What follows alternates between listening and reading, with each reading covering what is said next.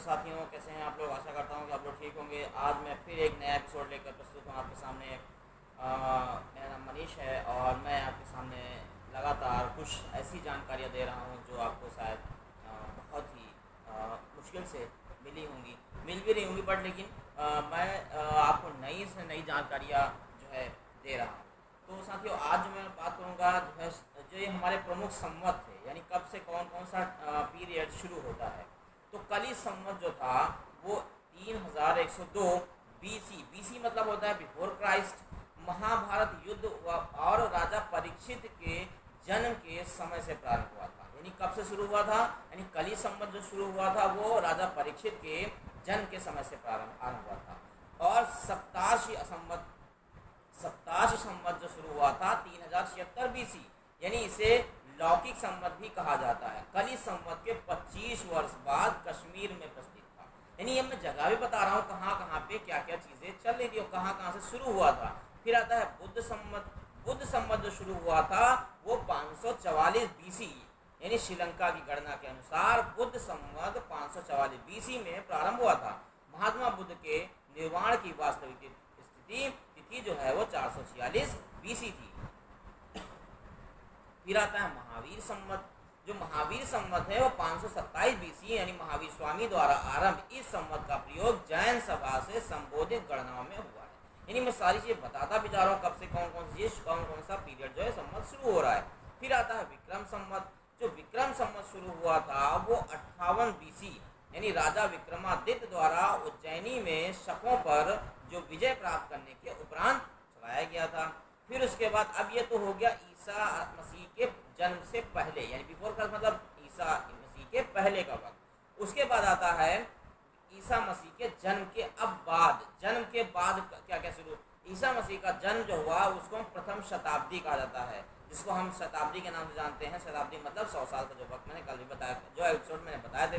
तो प्रथम शताब्दी माना गया, जिसमें पहले का काल बीसी और बाद का काल एडी कहा गया। तो बाद का काल एडी का, यानी शताब्दी का वहाँ से शुरू हुआ। शताब्दी कहाँ से शुरू हो रही, ईसा मसीह के जन्म के बाद से शताब्दी शुरू। फिर ये तो हमने भी आपको विक्रम संवत बताया था। अब आता है शक संवत। शक संवत जो था वो 78 एडी, यानी कुषाण राजा कनिष्क द्वारा शुरू किया गया, जिसे भारत सरकार द्वारा 22 मार्च 1957 को आधिकारिक कैलेंडर घोषित किया गया, जिसे हम शालिवाहन संवत भी कहते हैं। यह भारत का राष्ट्रीय संवत है। तो आप देखिए यही हर एक बात को बहुत अच्छे से समझते जाइए। फिर आता है कलचुरी संवत। कलचुरी संवत जो है वो 248 एडी, यानी आभारी राजा बाद में चेदी के कलचुरियों द्वारा प्रयुक्त होने वाला कलचुरी संवत कहलाया। फिर आता है गुप्त संवत। गुप्त संवत जो शुरू हुआ 319 एडी, यानी एडी मतलब आफ्टर डेथ, यानी ईसा मसीह के मरने के बाद। तो गुप्त वंशी शासक, जिसको हम चंद्रगुप्त प्रथम द्वारा कहा गया, यानी जो गुप्त संवत चलाया गया। फिर हर्ष संवत चलाया गया, वो 606 आफ्टर कन्नौज के शासक हर्षवर्धन द्वारा राज्यारोहण के समय जो है प्रारंभ किया गया था। फिर आता हिजरी संवत। हिजरी संवत जो शुरू हुआ सन 622 एडी, यानी 622 ईस्वी में 622 हिजरी संवत का आरंभ हुआ। यह तिथि हजरत मोहम्मद साहब उनका मक्का त्याग कर मदीना जाने की स्मृति में है। मदीना जाने को हम हिजरत कहा जाता है, यानी एक जगह से दूसरी जगह पे जाने को हम हिजरत कहते हैं। कोल्लम संवत आता है 825 एडी, यानी कल्याणी के चालुक्य शासक विक्रमादित्य 4 द्वारा मालाबार केरल क्षेत्र में प्रारंभ था, जिससे इसे चालुक्य विक्रम संवत कहा जाता है। फिर आता इलाही संवत। इलाही संवत 1583 एडी में शुरू हुआ। ये किसने शुरू किया, ये मुगल सम्राट अकबर द्वारा प्रारंभ किया गया।